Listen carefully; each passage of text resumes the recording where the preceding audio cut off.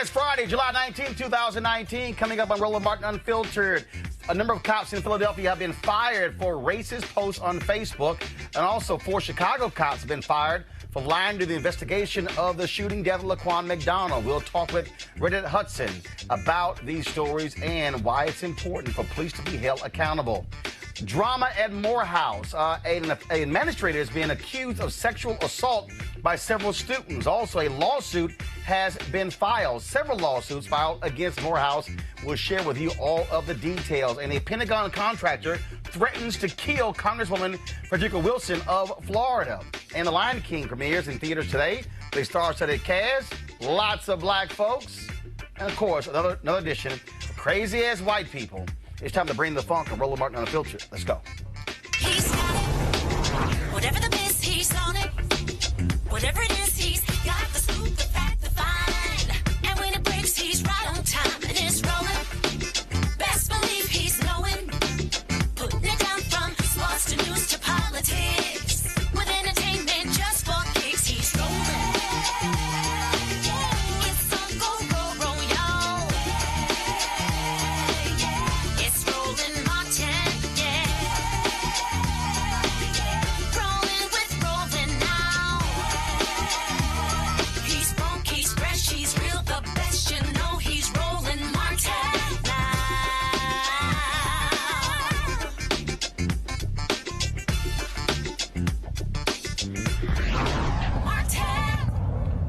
13 Philadelphia cops going to be fired as a result of racist, homophobic, and violent social media posts revealed last month by the Plainview Project. These officers were determined to be the worst offenders among 328 cops identified in the project's national database. Among the most egregious social media posts shared by Philadelphia police officers was a meme that read, "Death to Islam." Others referred to black people as thugs. Additional 4 officers whose posts were less violent will get suspended for 30 days and must undergo anti-bias training. The 3,000 posts in question were uncovered by a team of researchers who spent nearly 2 years looking at the personal Facebook accounts of police officers from Arizona to Florida. They found officers bashing immigrants and Muslims, promoting racist stereotypes, identifying with right-wing militia groups, and glorifying police brutality.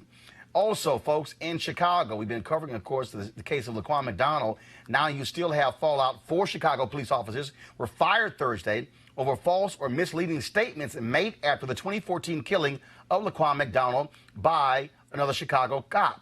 The city's police board made this decision. Chicago Police Superintendent Eddie Johnson in 2016 recommended that Sergeant Stephen Franco and officers Ricardo Viramontes, Janet Mondragon, and Daphne Sebastian be fired for violating rules of conduct after the shooting. Franco, who was the first on the scene supervisor in the October 2014 shooting, approved reports that contained several lies, including that Jason Van Dyke was injured by the teenager who had been carrying a knife. The other 3 officers, all of whom were on the scene, gave statements about the shooting, and the board found that each of the 3 officers failed in their duty, either by outright lying or by shading the truth, which is the same as lying. Those statements were critical because they would be used by investigators to determine whether the shooting of McDonald was justified and whether a crime took place.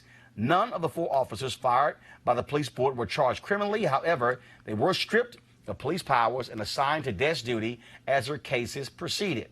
I want to bring in right now Roland Hudson, of course. We've had him on the show on numerous occasions. He, of course, is the founder of the National Coalition of Law Enforcement Officers for Justice Reform and Accountability. Served, of course, as a former police officer. Roland, the fact that these departments in Philly and Chicago are firing these officers is a good sign, because in the case of Philadelphia, these racist posts on these pages, look, that goes directly to accountability in terms of how they treat citizens. Absolutely, Roland, and be sure, that's the tip of the iceberg, man. That study was done, and it involved, I think, 4 cities, departments, St. Louis, Philadelphia. I can't remember the other 2. But the culture itself embraces that, man. They wouldn't have posted those things under their personal social media sites and Facebook and everything else under their own names if they didn't know they had a receptive audience, man. And when you talk about Chicago, it's been on my mind. It reflects some progress. I think a lot of that progress has been driven by the activity after the aftermath of Ferguson and the young people who've been out around this country pressing the issue. But still, it's 5 years later, brother. They knew that Laquan McDonald had been murdered that night. They knew it. They were there. And the big thing that jumps out for me, Reddit, is, and I keep saying this, I'm a firm believer, if a cop is lying on a police report or lying in an interview, immediate termination, because you can't trust what they say. These officers were trying to cover up Jason Van Dyke's action. He later, of course, was convicted and went to prison. And we also know they went to a Burger King and erased the video. And the story that they put out is the story that stands. And let's not forget, the prosecuting attorney there was in on it. Rahm Emanuel, who was in office at the time, was fully aware that that tape existed. But for the tape being produced and having an objective record of what transpired that night, Laquan McDonald is dead, and those officers go on violating other people's human rights, civil rights, and civil liberties. So progress is being made, but we have to stay with the fight, and I continue to press the issue that the best positioned people to force the changes we want to see and make these kinds of things consistent are those officers who are on these departments around the country. Did you see the footage of the brother who was in uniform and went to a bank? Yep. I can't remember what city is. Actually, he was in uniform. He went to the IRS office. He's in uniform, right? Man. And then the security guard tried to arrest him. He pulled his gun on him. He pulled his weapon on a uniformed officer. So to me, that speaks to how race impacts every aspect of law enforcement. Certainly the way that they interact with people in the communities that you and me came from, but even how they act with their fellow officers, man, and it has to be addressed directly. Well, and Reddit, when we talk about, again, these racist posts, again, they did not examine, 100 or 200. But they clearly identified, first of all, we know in St. Louis they're being investigated, those officers. Like I said, Philadelphia, Arizona, and so many others. And people, and a lot of people keep saying, oh, a few bad apples. Well, let's see. We got 4 here, we got 13 here, 328 various comments. It's amazing how the few all of a sudden becomes a bushel. Right. There's only a few people who are still trying to maintain the fiction that this kind of issue and problem is not widespread and that it's a few bad apples. Kim Gardner, the very dynamic circuit attorney here in St. Louis, who has been very serious about holding police officers accountable, just added 22 more officers to the list of officers she won't even accept cases from. And of course, the backlash is there. You see what the Chicago Police Union said in the aftermath of our clear understanding that a man was murdered by police officers, and they finally hold some officers accountable 5 years later. The police officers union comes out and said that the board who made the decision to terminate these officers failed to media pressure and the pressure of radical police haters. That's how they responded. So that lets you know there is no circumstance in which most of these unions around the country will do anything other than defend officers, no matter whether they are lawless or not. So I don't think that they should be taken seriously in public discourse about the issue. All right, Reddit Hudson, we sure appreciate it, man. Thank you so very much. Appreciate you, Roland. All right, then. I want to introduce our panel right now to talk about this. Both of these stories are hugely important stories. Joy Nuri, communication strategist, Dr. Niambe Carter, Howard University Department of Political Science, and Eugene Craig, CEO of the Eugene Craig Organization, joining us via Skype. Dr. Carter, again, this is about accountability. This is about holding people accountable, and I think for too long, officers have gotten away with these things. And when you start firing people, when all of a sudden it sends a message, you lie, you're going to lose your job. That has a chilling effect. It causes other people to say, I better think twice if I want to lie the next time. And I absolutely think firing is important, but I would want to look at their cases. I want to know, who did they convict? Were there any cases, other cases where they may have lied? I mean, if this is how they're writing about the very communities they serve, I have no faith that these people were acting to the best of their ability and treating all citizens fairly. But I also want to know, do these people still get their pensions once they get fired? Are they going to be able to be employed in law enforcement ever again? So the firing is one step, but are we going to see a case like we saw with Tamir Rice's officer, who went from one police department where he didn't perform well to another police department? And so I'm curious what this firing means for their longer term careers in law enforcement. And I believe that there's always this story about there's just a couple of bad apples in the bushel. But if you're a good police officer and you back up the bad police officer, and then the rest of the force continues to back up the police officer, you're guilty. And I do support the fact that they should have been fired, but I agree they cannot move to another law enforcement place, and we should look at their caseload. Eugene? What else we've done? Yeah, look, this is, the tide is finally turning. Bad cops are getting fired and en masse. We have to clean up these police departments. I think every case that these folks have been involved with needs to be examined due to the bias that they've exhibited. But more importantly, look, when people commit heinous crimes like sex offenses, we have a sex offense registry. We need a police offense registry, a national police offense registry, where cops that are fired are not able to go ahead and just go from one force to another. And that's the next step here. First step is getting rid of the bad officers. Next step is making sure they never police again, whether that be taking their police license or making them register with the police offense registry. Yes. Well, all right, then, folks, let's talk about this huge story that's developing out of Atlanta. Several male Morehouse College students have posted videos of themselves on Twitter alleging they have been sexually assaulted by a male staff member at the all-male college. The explosive videos went viral. Here's one of them. All right, so I'm finally ready to tell what happened. So since second semester of my freshman year, I was assaulted by a staff member at Morehouse College by the name of DeMarcus Cruz. And it got to the point where I went into really bad depression and shit like that. And he started he was kind of trying to force me to come out about my sexuality and shit like that. Making advances at me, telling me I need dick, comments and shit like that, right? And he told me, another comment he made was, didn't I tell your bitch ass to text me if you need anything or anything like that? So these are the comments that DeMarcus made to me. I don't want to go into detail of what actually happened because this video will be taking forever. But my freshman year, he used to do shit such as hugging me, pinching on my cheeks and shit, just predatory shit like that. So I never told my parents about it. I probably told one or two of my friends about it. And it's really been bothering me. And I just started breaking down crying today because I told Title IX, I reported it the day after. I reported it to Title IX. And Terrain Bailey, and like I said, this was in the beginning of 2018. Terrain Bailey literally was being condescending the whole time, acting like she didn't care. Canceled several meetings with me, never heard anything back from her. Comes to find out she was fired. So that whole semester plus first semester of my sophomore year, I didn't hear anything about it. I am Bryson Hill. I'm a freshman at Morehouse College, and I too was sexually harassed by DeMarcus Cruz, a dean at Morehouse College. During the summer prior to my freshman year, I was doing a program called PSCP, and during this program was where I met Dean Cruz, and he was, very nice and helpful. He was trying to help me get scholarship. He was really looking out for me. He was just looking out.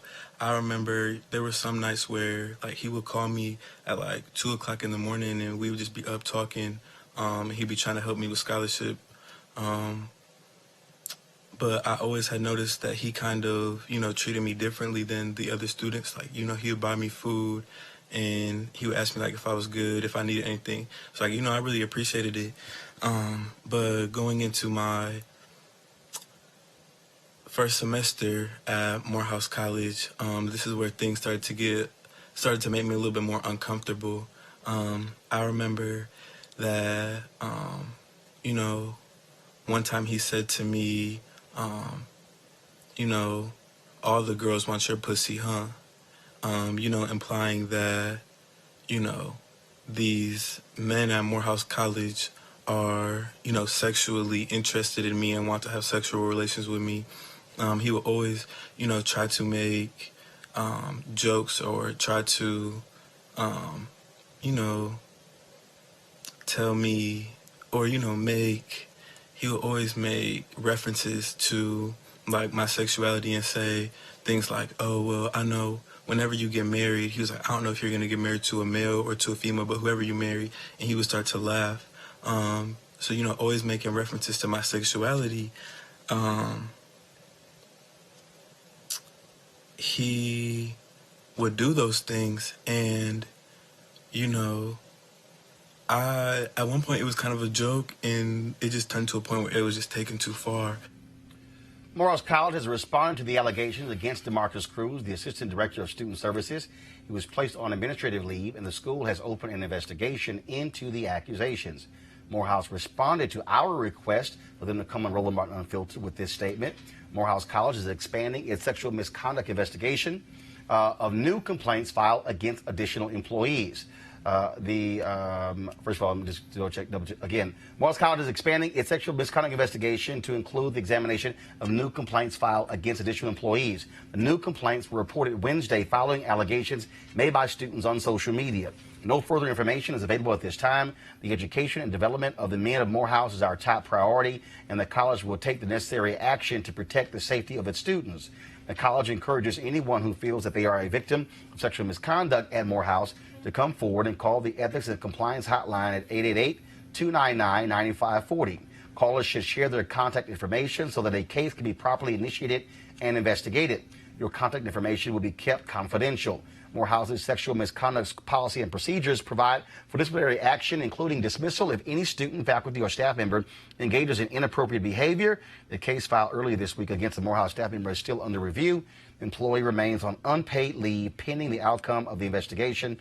Also, folks, in 2018, another student filed a lawsuit against Morehouse and several of its staff members claiming negligence in another alleged sexual harassment case. Dr. Carter, I want to go to you. You're there at Howard University. We've seen these stories when it involves women. Yes. Here you have a case, all-male university, making the allegations.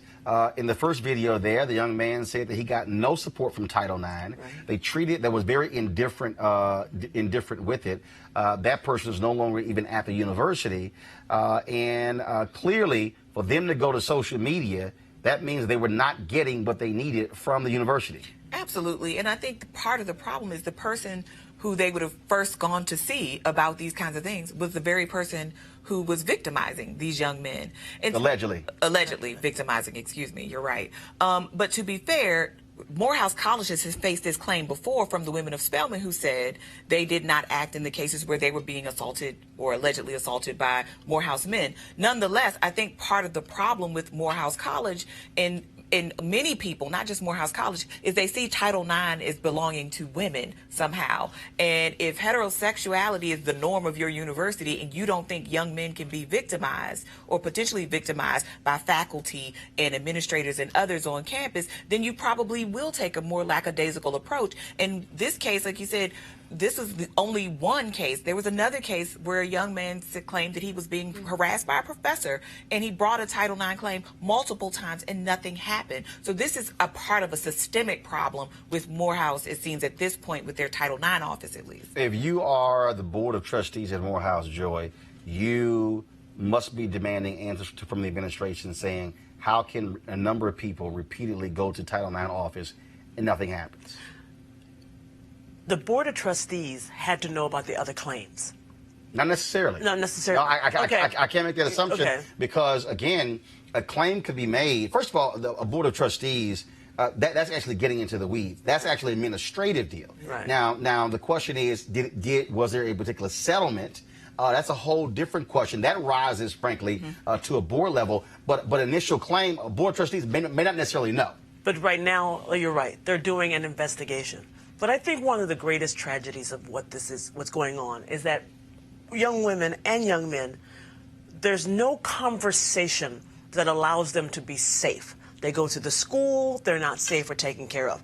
The first young man who testified said he couldn't go to his parents. And that happens a lot when we're hearing the stories about women. They don't know what to do. I think we need to have a cultural conversation, just like we tell our 6-year-olds, if somebody touches you beneath where your bathing suit should be, we should have a conversation and orientation, probably at high school level, before that that if this happens, these are the people you tell, including calling to the police. Though they do that, right? In freshman orientation, I know at least at Howard University, there's a whole Title IX office. They come and they tell you who you're supposed to contact. The problem is people still don't feel comfortable. Well, what I was going to say next, and the next level of that orientation is to the adults. Well, but be held accountable. You cannot be the head of student activities, and you're the one allegedly doing the harassment. But the thing, Eugene, that jumps out is that this is not just a question of, frankly, what they tell students. If you look at what took place at Baylor University, where they had a number of sexual assault claims against athletes at Baylor, they said Title IX failed because it was the athletic department. Right. You also have, of course, the Obama administration who tried to beef up the rules when it comes to Title IX. Then Betsy DeVos, after Donald Trump comes in, they basically get rid of those provisions. Legs out. And what you have is you have universities that do not want to confront these issues. That's where it is. An administration, a president of a university, has to say there's going to be zero tolerance in ignoring Title IX claims. Yeah, and I agree 100% with you. It's almost as if the universities have an inherent conflict of interest. You know, here you had multiple. The students did their part, and more times than not, the students will do their part in reporting it. The issue is how is it handled after it's reported.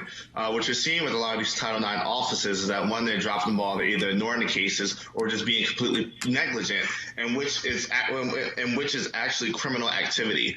I think what probably needs to happen going forward, and it probably should be codified federal policy, is that when you have Title IX complaints or Title IX cases open, especially ones involving sexual assault and grave sexual assault, I think they probably should be handed over to the police department, and not necessarily even campus police, or probably whatever the local jurisdiction is, to be handled and investigated. Because the university has an inherent conflict of interest to, one, quote-unquote, protect the brand and name of the university, or those that are significant assets to the university, like athletes. But even if half of what these young men are alleging is true, and much of it was just inappropriate behavior, teaching our young people to understand what is inappropriate grooming style behavior. Nobody should be calling you at 2 a.m. To talk about anything personal, right? If it's a student in crisis and that's your job for them to call you, but you shouldn't be just calling them to shoot the breeze at 2 a.m. You also should never be having a sexually oriented conversation with a student. That would be inappropriate for us to have it in this panel, let alone your superior, your guide on a college campus. Absolutely. It's an inappropriate conversation. Absolutely. Period. And I think that. And I think Roland's right. Yeah. At the president level, zero tolerance. Absolutely. And I think, you know, this is a hard one because I think so many of these people, these young men in these videos, certainly felt some responsibility for what allegedly happened to them. And there is a shame that comes with it. The fact that they are also young men, I think we don't really have a good way in this society of talking about how young men have a right to also be protected in certain kinds of ways, because there's not really an acknowledgement of the ways in which men, black boys, black men are also victimized. Folks, of course, we'll keep you updated on this story to see what happens next. A couple members of Congress, they have been targeted by individuals saying they want to kill them. First up, Congresswoman Frederica Wilson of Florida. Pentagon cybersecurity contractor has been charged with threatening to kill Congresswoman Wilson over the introduction of a bill that would require public schools to vaccinate children. Daryl Albert Varnum of Westminster, Maryland, called Wilson on June 28, 2019, according to the complaint, left a voicemail threatening to kill the member if the bill was introduced. Quote, "I'm going to kill your ass if you do that bill, I swear." Varnum's voicemail began. "I will fucking come down and kill your fucking ass. And you're a congressperson, that's fine. I hope the fucking FBI, CIA, and everybody else hears this shit." Well, Varnum's tirade centered on the Vaccinate All Children Act, a bill introduced by Wilson in May that will require all public schools to vaccinate all their students in order to receive any federal funding. It exempts from the requirement any student whose doctor certifies that a vaccination might endanger the child's health. Now, also, a New York man is in custody as we speak for threatening to kill Congresswoman Ilhan Omar. Patrick W. Carlinio 55 of Addison, New York, was arrested Friday morning and charged by criminal complaint with threatening to assault and murder Omar. Apparently, on March 21st, a staff member in her office received a phone call, and during the call, the man identified as Carlinio told the staff member, quote, "Do you work for the Muslim Brotherhood? Why are you working for her? She's an expletive terrorist. I'll put a bullet in her expletive skull." Well, after the phone call, she referred that to the United States Capitol Police. They began the investigation, started working with the FBI, and that man, as of today, is in custody. What you have here, Eugene, you have this level of hatred that is being targeted at these members. Donald Trump is responsible for it. And what he is doing is he is ginning folks up. Now, let's be clear. We've had other attacks on members of Congress before. We had, of course, Gabby Giffords, who was shot, almost killed outside of a grocery store in Arizona a number of years ago. You also have, of course, the shooting that took place when members of Congress were getting ready to play for a softball game, and Congressman Steve Scalise was seriously injured. But let me give you an example, okay? So pull up my iPad, please. Daniel Dale, of course, a journalist who followed basically his whole beat as chronicling the lives of Donald Trump. This is what he said in consecutive comments this afternoon. Trump falsely accused Alexandria Ocasio-Cortez of calling Americans garbage and falsely accused Omar of saying evil Jews. When he throws this stuff out there, his people are responding to this hatred. They are responding to this nonsense. We saw it in the rallies when he ran for office. We've seen it since. We saw it in Charlottesville. Then we saw him saying good people on both sides. And so it's not just him, but you're dealing with a climate where people feel comfortable threatening the lives of members of Congress. Yeah, and it's absolutely abhorrent. It's absolutely sad. It's absolutely disgusting. I mean, but I would say this goes back well before that to the election of Barack Obama. It's duly noted by the Secret Service that they saw a 300% increase in threats against the president of the United States that they've never seen before after Barack Obama was elected. But Donald Trump has inflamed his followers. He does pour gas on their already racist views and attempts to legitimize them and keep them riled up and keep them motivated. He tries to find more equivalency to make them feel good so they don't feel like they're actually doing something wrong or that they are wrong. And it isn't putting not just the lives of members of Congress in danger, but the lives of folk around them, the lives of folk that associate them, and the lives of everyday Americans that could very well fall victim to a person not being able to attack a member of Congress or being able to attack their neighbor that they find is other or different. Doc? Yeah, I mean, listen, are we surprised? I mean, even the things that guy was saying in that voicemail to Representative Wilson when he was like, you can get the F out, you got to, what do you say, shape up or step out or something. It sounds a lot like love it or leave it, which Donald Trump has called from the Klan. I mean, I think we should expect to see more of this. I mean, Representative Omar and Ocasio-Cortez and the others, Presley and others, should expect to see more of this because we have a president who said it is open season on these people, that in fact, they hate America. They hate Americans, which to me is just code for white people because I don't think he sees other people as Americans. And that whatever you do to these people, it's totally fine because they're not people anyway, and they certainly shouldn't be respected. I went to a speech where OAC was speaking on Wednesday night, and I have never been to a rally with members of Congress where there was Secret Service. I mean, serious Secret Service, like empty the building, they scan it. It was Secret Service. It was the local police department for a member of Congress. And in all the years I've lived in Washington, I've never seen that. And I know we had the assassination of Bobby Kennedy way back when, but I've never in all these years gone where there was a member of Congress, there was so much Secret Service. And so she's obviously getting some level of threat. Oh, no, absolutely. You know, and even in this rally, the threats against Cortez, the threats against Rashida Tlaib, the threats against Omar, Ilhan, the threats against Ayanna Presley. And again, he singles out those 4 women of color, and haters are responding with threats to kill them. He's essentially put a bounty on these women. And what he's also done is, Eugene, it's a pattern of what happens. So what happens yesterday? Day after, of course, they had the rally in North Carolina where folks are chanting, send her back. then all of a sudden he gets pushback from his own party, and then he disavows what they had to say. Well, what does lying Trump do today? Well, then he praises the very people who he so-called disavowed yesterday. Here we go. President Trump, you said you were unhappy with the chant. However, the chant was just repeating what you said in your tweet. Do you take that tweet back? You know what I'm unhappy with? I'm unhappy with the fact that a congresswoman can hate our country. I'm unhappy with the fact that a congresswoman can say anti-Semitic things. I'm unhappy with the fact that a congresswoman, in this case a different congresswoman, can call our country and our people garbage. That's what I'm unhappy with. So you're not unhappy about the chant? Those people in North Carolina, that stadium was packed. It was a record crowd, and I could have filled it 10 times, as you know. Those are incredible people. Those are incredible patriots. But I'm unhappy when a congresswoman goes and said, I'm going to be the president's nightmare. She's going to be the president's nightmare. She's lucky to be where she is, let me tell you. And the things that she has said are... President Trump, you said you were unhappy with the chant. Those are incredible people, incredible patriots.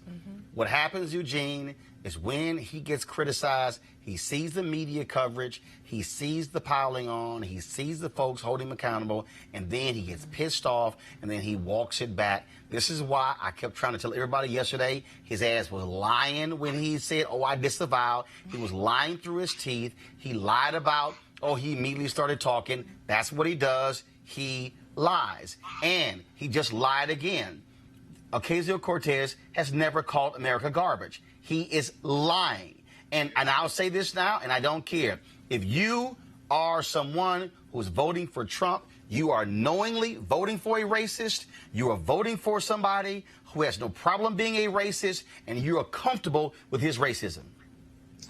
Eugene? Yeah, it's his pattern. He goes out, he inflames, he gets some pushback when he does. He comes back and says, okay, I disavow. I'm going to say what I got to say to calm y'all down.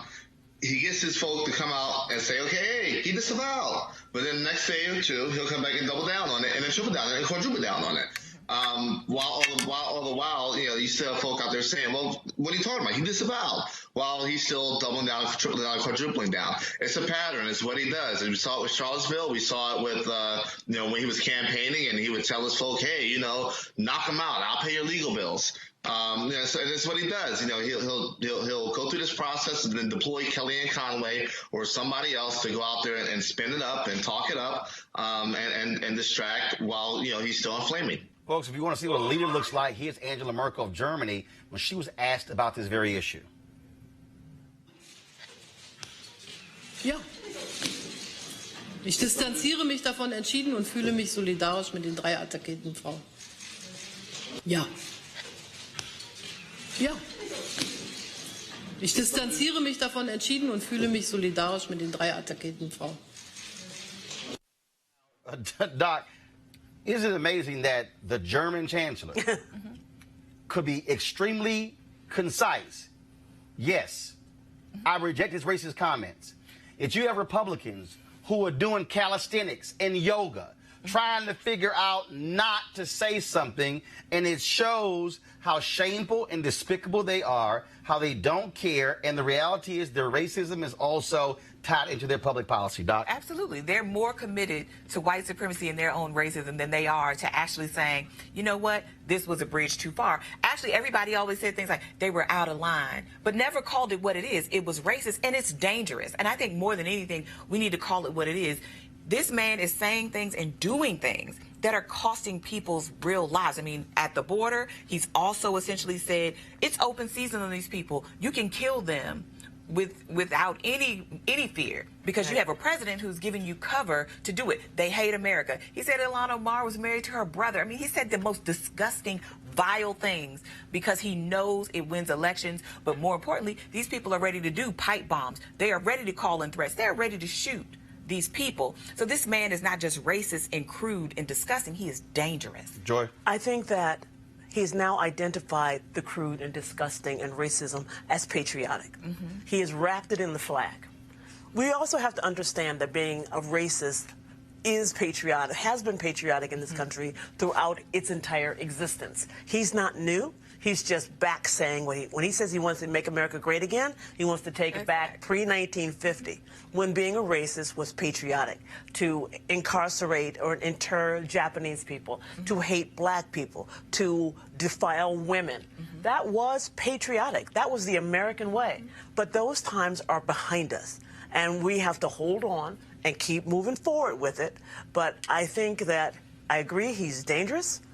But I also say we have to understand the trajectory of history, that he's actually... Oh, absolutely. Oh, no. Look, Herbert Hoover, of course, Republican, led the Lily White movement of the Republican Party. You had Woodrow Wilson, Democrat, who was a violent racist, showed Birth of a Nation in the White House. Right. What also cracks me up, though, these clueless black conservatives who somehow, oh, my God, I can't believe this thing is happening. The folks that announced this, dropped this video today. If y'all want to see an insane, stupid, ridiculous, sorry black conservative, yo, listen to this brother who is just clutching his pearls because of what Trump has done. I think that this go back comment hit a lot of us that support him. It hit a lot of us in the gut, I think. And I think that a lot of us of color, conservatives who support the president, I talked to a lot of my friends and we're still trying to process. It just came out of left field. And this is probably one of the most, I don't know, one of the most controversial comments that ever came out of the White House. And so, I don't know, I'm still processing it myself. And I think that the president is putting a lot of us in a very precarious situation, people that would have supported him. I think the president has a base, and he has a far right-wing base. And there's a lot of white nationalists, a lot of racists, a lot of anti-Semites in that base. And I feel as though the president has said, okay, well, I had a small margin of African Americans, small margin of Latinos, small margin of LGBT. So what I'm going to do is I am going to have a PR strategy that's going to PR strategy that is going to rile up the base. And so I feel like a lot of us feel like, wow, like where do we fit in, anymore? Are we still welcome in this movement? Are people of color still welcome? So a lot of us are still reeling from that comment.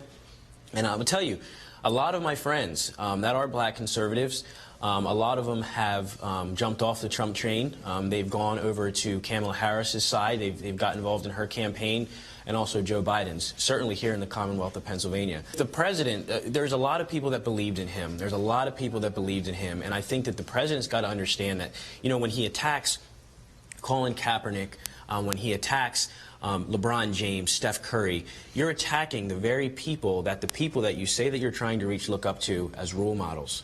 And so I think that it's up to the president. It's up to the president. Do you really want to have an inclusive campaign? Do you want to have an inclusive run? Do you want to have an inclusive administration, or don't you? Eugene, how does it feel to have to some of these dumbass black conservatives who it came out of left field? What game has he been attending?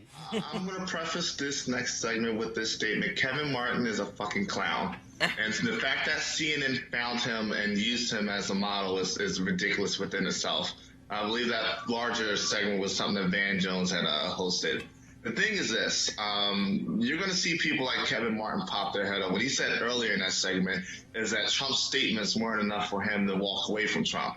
He's a clout-chasing clown. He's one of those guys that, feel as though he needs to go Facebook Live while driving and, talk politics while he's sitting in traffic. And is not indicative of anybody serious. He's been somewhat confined to Pennsylvania, and I don't know anyone in Pennsylvania that actually works with him. Or Ohio, because my understanding is that he was an Ohio native before he popped up in this CNN clip. But he is indicative of other folk out there. He's of the Diamond and Silk Hill, or the Lynn Patton Hill, and some other folk that, will just give Trump a pass for whatever and just let whatever rock. But he's a clown and should not be taken seriously at all. All right, Doc. Well, I was going to say, being a black conservative has nothing to do with being a Trump supporter. And I think we're conflating being a conservative with being a Republican and being a Trump supporter. No, I'm putting them all together. Well, no, I think I'm putting them all together because a lot of them are supporting Trump. No, and I'm saying, if you are a Trump supporter, you're not necessarily a black conservative. You're a fool. And I think Eugene said it right the first time. I will say this, though. If it wasn't enough in 2016 for him to talk about grabbing women by their vaginas, if it wasn't enough to talk about all of the racist housing policies he pursued in New York, if it wasn't enough for all of the other things that Republicans claim they care about, for him to say, you know what, maybe this isn't my guy, then I don't know why this moment is the defining moment. This is nonsense. This is a person who is more committed to being a Republican than he is to actually being a person of conscience. And that person actually has no place in anybody's party, because I don't see how you move from a Donald Trump supporter to be a Kamala Harris supporter. I don't believe those people exist. Joe, look, Eugene called him a fraud. I've been calling all of them frauds. I went to the White House when they had their little red hat party with Candace Owens and her little imps. And it was a joke sitting there watching them. What you have is you have a bunch of people, and Eugene, you met some of these folks. What they do, Joy, they simply are there for the entertainment. They get to hop to the front of the line. Yeah. They're getting a level of attention they could not get anywhere else. They are not even well-versed on policy. Right. And frankly, they're idiots. Right. At some point, you have to stop passing. You can't be in that and be saying that, oh, I admire Colin Kaepernick. At some point, you're trying to, like you're saying, social climb in a community that doesn't really welcome you, because you're not welcome wherever else you're supposed to be, because you know nothing.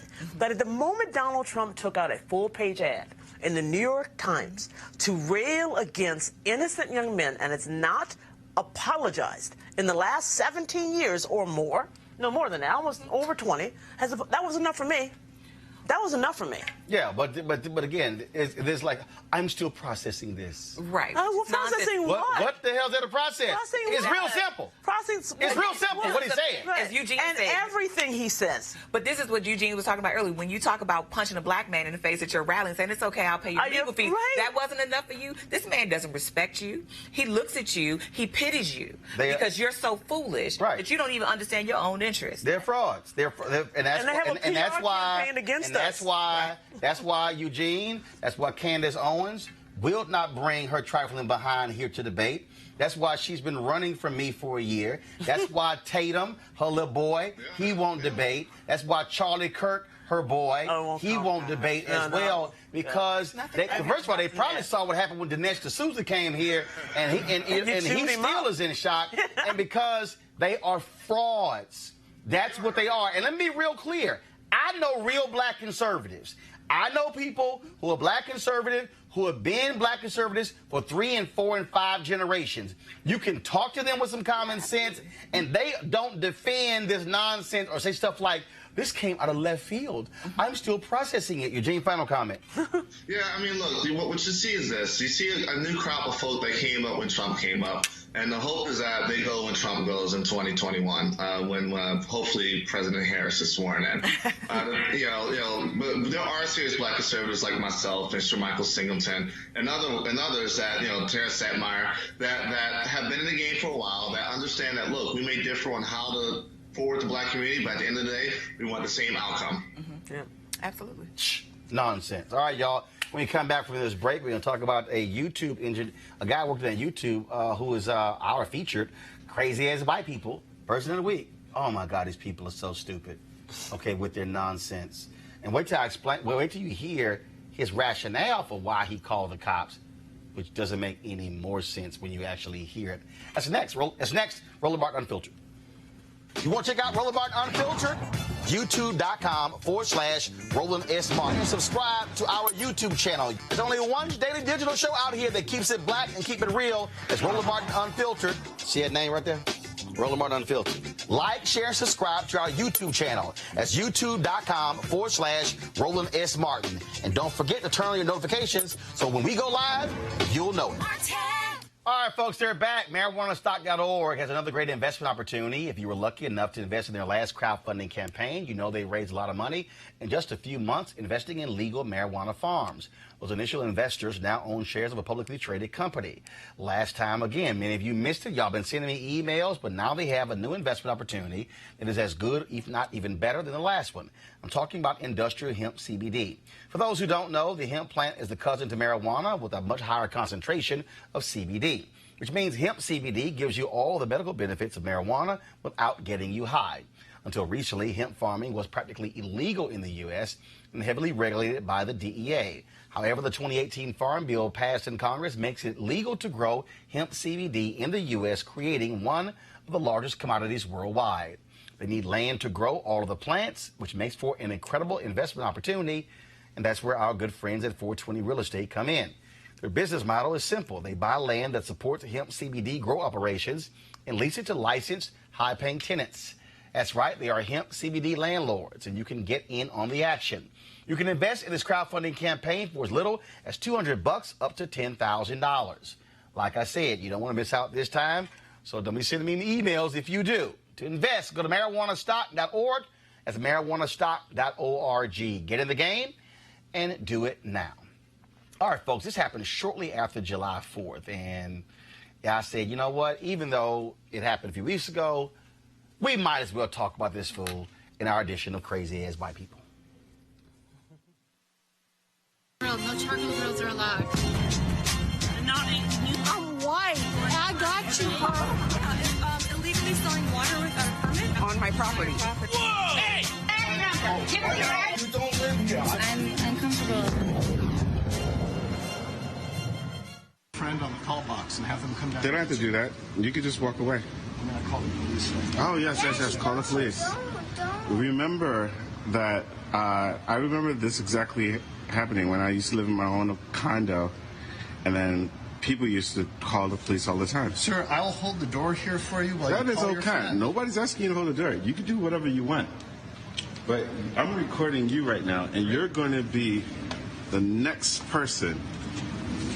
Look at this. You don't need to threaten me. You just need I'm not threatening you. You are. I'm not threatening you. I'm going to be the next person what? You're just going to be the next person on TV. Just remember that. And you have your son with you. That's why I asked you if that's your son. It's better. I will delete this. Yeah, there's a trespasser in my building. Oh. Listen to your son. Daddy, go. It's the better. I agree with him, Daddy. It's the better. Let's go. Please, I don't like this. I don't like this. He's standing in the lobby. Daddy, I don't like this. Let's go. He tailgated through the door as I left. He walked in. I tailgated to the door. He appears to be African American. Appears to be African American. Dad, I don't know. 35, software engineer. Pink polo shirt and a Yankees cap. All good. All good. Software engineer, brother. Dad. Yep. Pink polo shirt, and tennis shoes, jeans. Yeah. You had to be here for when they called him. He's filming me and refusing to leave. He's saying I'm going to be the next person on TV. Yes, sir. You don't remember this? The girl that was told. He's married. Wow. You know that's illegal now, right? 5'10", 0722. Yeah, that's illegal to call cops on African Americans. He said he's waiting for a friend, and I asked him to dial on the call box, and he said he would not. So I have no way to know if his friend is actually here. Yeah, so I'm here to just rob whatever. A mailbox? I'm just asking you for your friend's name. I don't give a fuck. I don't have to tell you shit. All right, so the guy is Christopher Kukor, who works at YouTube. Now, of course, he called the police, and of course, you heard his young son there saying, "Daddy, don't do it, don't do it." He's right. Well, then he later wrote, first of all, he apologizes in his Medium.com post, and he says that the reason he did that is because he had faced a situation where his father had been killed by confronting somebody who was trespassing in his building. Okay, I get that, but your dad confronted somebody and you just confronted somebody. Don't you think it makes sense that if you were really concerned if this person was trespassing, that you would probably stand across the street and call the cops as opposed to actually confronting him? Okay, what ends up happening, the brother who was there, the woman, his friend, she eventually came down. And so this guy was like, well, we have people who are trespassing in our building. You know what? That's why you notify building security, or you notify the leasing office or whatever to say, deal with this. But this is a perfect example, again, Eugene, where we have white folks who are losing their mind in this country, who think that they can question anybody black at any time and challenge us, whether we're getting in an elevator, waiting for a friend. I mean, it's as if we've got to, This reminds me of South Africa in essence. Show me your papers. Yeah. Show me your papers. I don't know this guy. I think he is Bruce Wayne or something. The thing is this, he's a software engineer at YouTube in California, which is sort of one of the most progressive states in the country. What we see is that, it's still the same racism that you see in the South and you see in the Northeast. This guy, hopefully he gets everything that's coming his way, give him the fame and the unfortune. And hopefully, he lost his job at YouTube because there's no place for the professional world or the non-professional world for this type of racism. Doc, this is, again, we show these repeatedly because there are more and more where white folks, again, trying to challenge black folks. Where we can't drive, we can't stand, we can't go to pools, we can't just walk down the street. I mean, we can't have barbecues. It's just there's this whole notion that they really operate. I can challenge you at any time. When you go back to Jim Crow laws, the laws were there. In fact, go before Jim Crow during slavery. Where are your papers? Exactly. Who are you? Where are your papers? Exactly. And I think people have not gotten over the fact that somebody has a right to tell you to mind your damn business and walk away. Right. Right. And this is the other thing I think that incenses me about this. You have this little boy here who's obviously upset. And you care more about policing this black man than you do tending to the emotional needs of your child who is saying, Daddy, don't do this. I don't like this. Let's go. We don't have to do this. Because like you said, if this was about the trauma from your father's unfortunate murder, and I sympathize with the Kukor family, why would you confront this man? Right. Why wouldn't you, like you said, go down the street or go back in the house with your son somewhere safe and move away from the man? You are less than 2 feet from this man talking about you're scared of this man and what he may do. Well, Doc, he wasn't afraid. Of course he wasn't, but this is what he's saying now. Arrogance and privilege. And him having command over the black man. Ta-Nehisi Coates talks about command over a black man's body and existence. That was more important.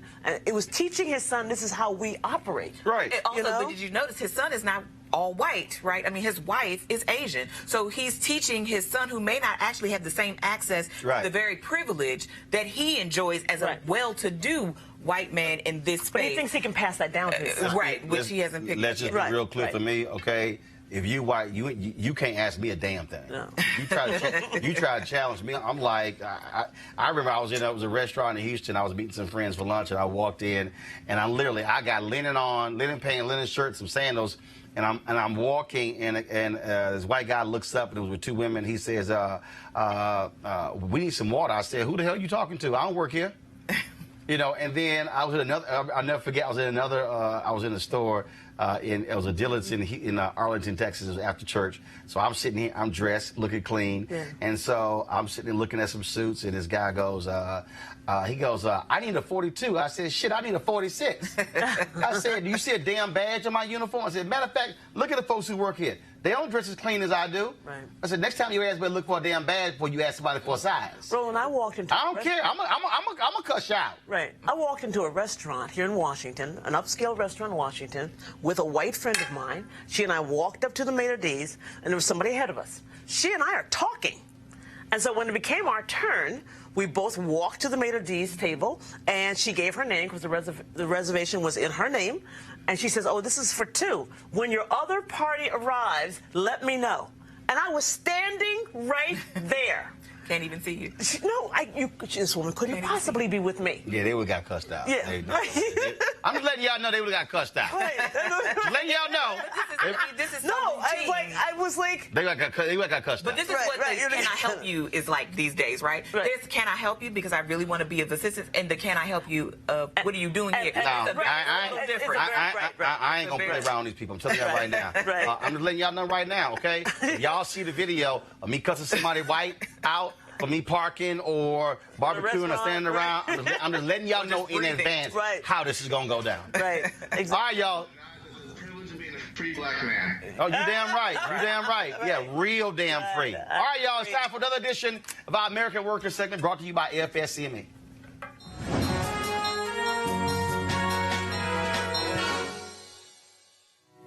The people that I talk to, a lot of them are scared. Losing your eyesight can be a very scary experience.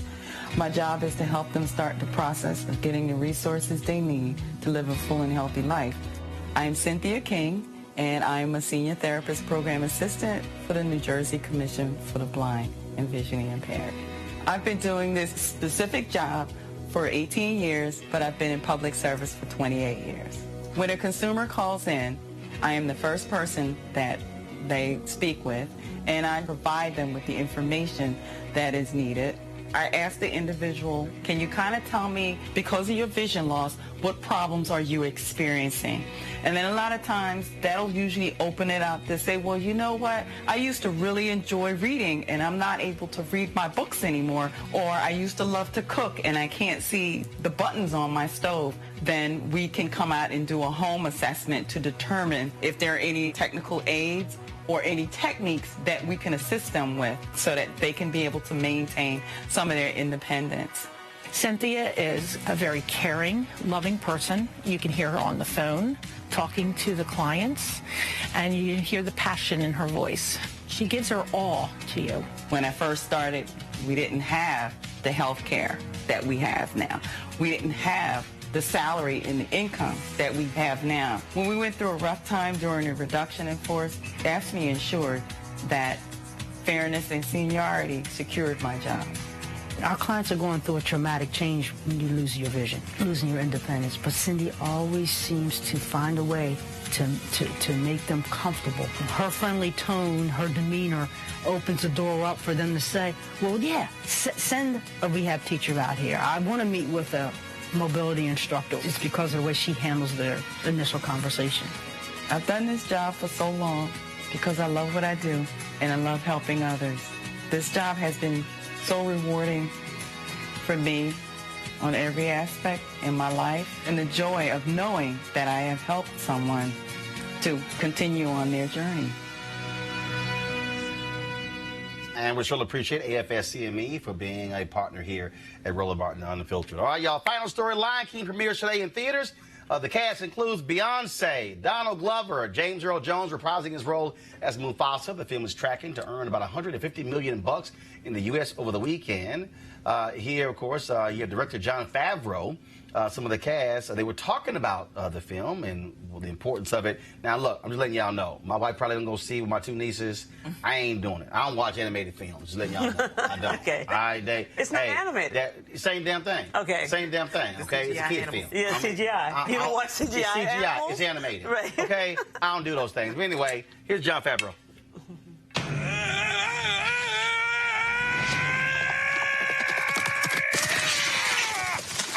One of those vultures one day. I don't know why it's so important to you. With this film, we wanted to honor the past, but we also wanted to do something fresh. Part of that is casting. You're gonna love it here. This place is amazing. I really love The Lion King, so I feel really blessed to be a part of it. It was just crazy getting such an iconic role. Let's do this. I was super excited. John gave JD and I so much freedom to create that great relationship between young Nala and young Simba. Pinja, you owe me an apology. Got scene 55? Let's just play around with it. For an animator, what's incredibly valuable is the performance of the actor. So instead of doing motion capture, we wanted to film the actors performing together as much as possible. Hakuna Matata! Hakuna Matata! Most people get a bigger reaction when we say it okay. So we got a very human performance at the heart of this very technical film. It's a lion! Run for your life! Move back! How much research did I do? I've been living as a meerkat for about 4 years now, but I still kept my phone. Who is the brains of this operation? I researched how hyenas and lions actually don't like each other at all. That's perfect, because I am starving. If you're asking me whether I lived as a bird for 6 months, no. Sire, hyenas in the Pride Land. All I have is this voice, louder or softer. The cast is just amazing, and we're very excited to have Beyonce as Nala. Where have you been? And I think it's very important that Mr. James Earl Jones came back for the voice of Mufasa. Remember who you are. This has been a really incredible experience. I don't think there has been anything made this way before. It's just beautiful. You see? He lives in you. It's wonderful to have the tremendous opportunity to bring something fresh and new and different while still maintaining the spirit of the original Lion King. All right, there y'all go. Y'all check it out. All right, folks, that's it for us. Roland Martin Unfiltered. Eugene, thanks a bunch. Eugene, you going to see the movie? Yeah, I'm going to see the movie. I'm in there first. I'm in there first. And listen, you know, we all... Yeah, turn the Skype off. Also, on the other thing, I don't understand how they did not cast Designer or the Migos for the hyenas. They are all naturally playing that role in real life. You done? Done. Doc, you going to see the movie? Probably not. Nope. But Joy, I'm you here going for to the see video. it? No. You lying. You know you're going to see it, No, Joy. I'm going now. I'm leaving right you now. know doggone well you're going to see it. All right, y'all. I'm taking my nieces. Yeah, knock yourself out. I'm not. All right, folks. My man Wendell Owens, I'm going to be, Wendell Haskins, I'm going to be with him this weekend. Of course, he has his annual golf tournament. Looking forward to it. The Original Tee Classic. And so what he does is he supports... He supports young golfers, helping them out. Now, they started today with a two-day tournament for a group of black women who actually on a professional golf tour. And so they're competing for $10,000. And so we're looking forward to that. And so I'll be with them. Also, don't forget, folks, this Sunday, I'm going to first be on ABC This Week with George Stephanopoulos. Oh, of all the weeks, yo, they want me on, is this one. I might wear a dashiki. After all the crap Donald Trump said this week, my goodness. And so check your local listings for ABC This Week with George Stephanopoulos. I'll see you guys on Sunday. Beginning Sunday night, be sure to tune in to Roland Martin Unfiltered. We'll be live streaming from the NAACP convention in Detroit. I will be there on Monday. Of course, Leon Russell, the chair, he speaks on Sunday. Derek Jackson, of course, he is the president and CEO. He gives his speech on Monday. Speaker Nancy Pelosi is speaking on Monday. On Wednesday, you're going to have the candidates forum. A number of candidates are going to be speaking there as well. We'll be covering that, so we're looking forward to that. And so we'll be live from Detroit on Monday. Then, of course, I'm at the Alpha Convention Thursday for Vegas, and then Friday, National Urban League for Town Hall there as well. So pretty busy week next week, folks. If you want to support Roland Martin Unfiltered, your dollars go to for us to cover all these different events. Please go to RolandMartinUnfiltered.com. The Joe and I Bring the Funk Fan Club. You can pay via Cash App, PayPal, Square, anyway. If you want to send a check as well, just send me an email, but it better not bounce. It better not bounce. So again, and so as we always do every Friday, we close the show, of course, running a list of all the folks who are donors to our Bring the Funk Fan Club, because they make this possible. That is to be independent and unfiltered. That's the only way we like it. All right, folks, y'all have a good weekend.